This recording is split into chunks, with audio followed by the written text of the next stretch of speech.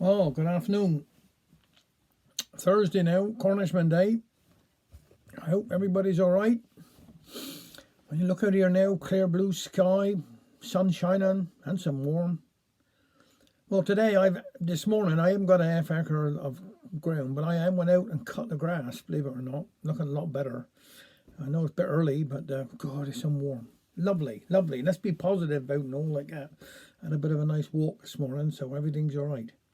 And when we think, just look at it as we're going now, 50 years ago, we'd been in some caudal illness if we had all this. Our scientists have done a really cracking good job, and I think, and all the, hospital people and everybody else, the doctors and all, and we should be grateful for every day for what's happening, what sort of chance we got.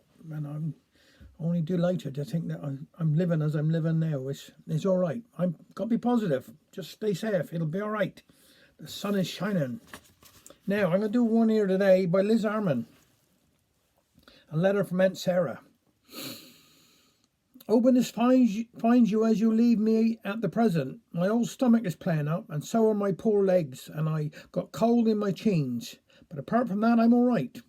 You may be interested to know that old Uncle Necky have gone dead. 95 he was. He lived up St. Just way, had a donkey and cart. He and Rosie, his missus, would bring home errands from Penzance for people up St. Just. One day, coming home, they got as far as Mount Misery, and the old donkey took it in his head to go no further.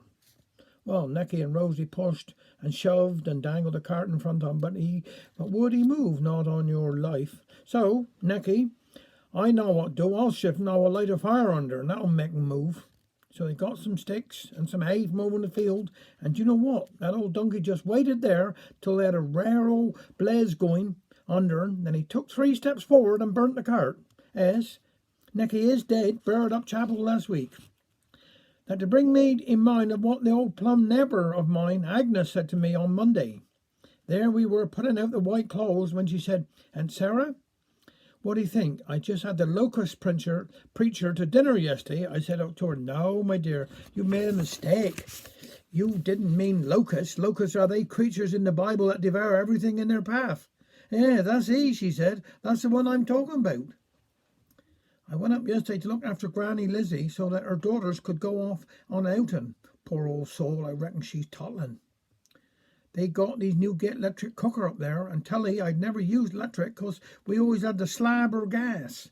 So I shoved in a few taters to bake with a bit of rasher of pork on top for she and me. Set the knob to what I thought. Next thing you could smell burning, and there was rasher pork all screwed up, looking ruined. I said, my soul, Gran, your electric oven is some fierce. She said, well, of course, we're very high up here. We got good draft for getting an oven up.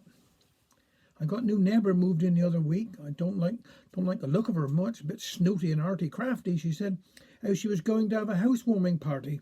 I told her husband of coal and a bags of log would warm her house up better. She said then that the party was going to be a cocktail party, and would me and Alfred like to come? Well, I didn't seem very keen, but she said perhaps we weren't used to such things. But I had her. I said, oh, no, my dear. We'd have so many cocktail parties in our house that our old rooster haven't got a feather left in his tail. Well, we didn't go into a party. We did go into a party, me and Alfred, because to tell you the truth, I've been dying to see what it's like in there. You know what I mean? Well, you've never seen such things in your life. There didn't seem much furniture, so we had to sit on cushions on the floor. My back was some bad the next day. All the lights were out, just candles in bottles and jams around the room. I thought she might have had the electric cut off, but then I noticed she had something cooking on top of the electric stove.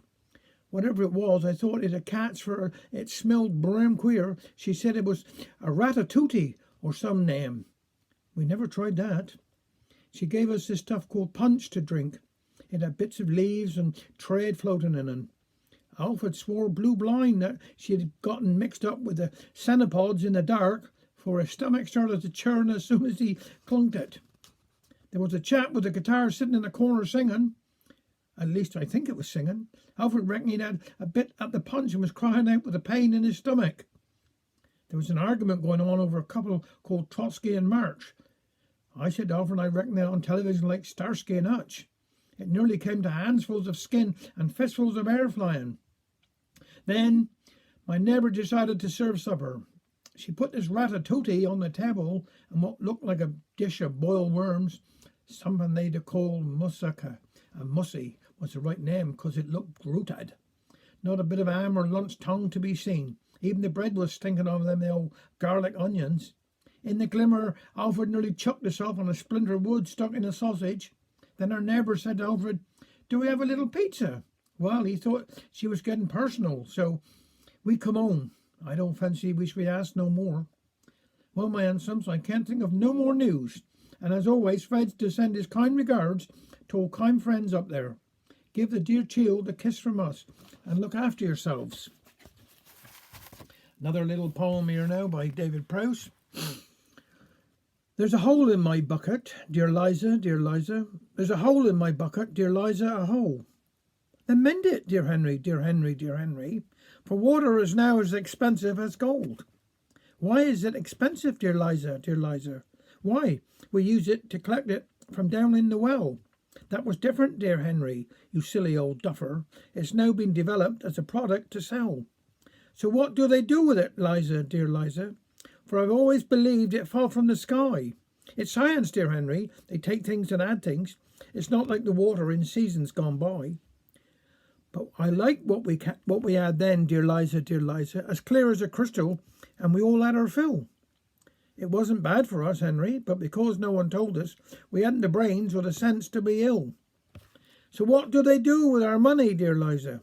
For now there'll be extra we'll all have to pay. It's business, dear Henry. They spend what they have to, and any left over is salted away.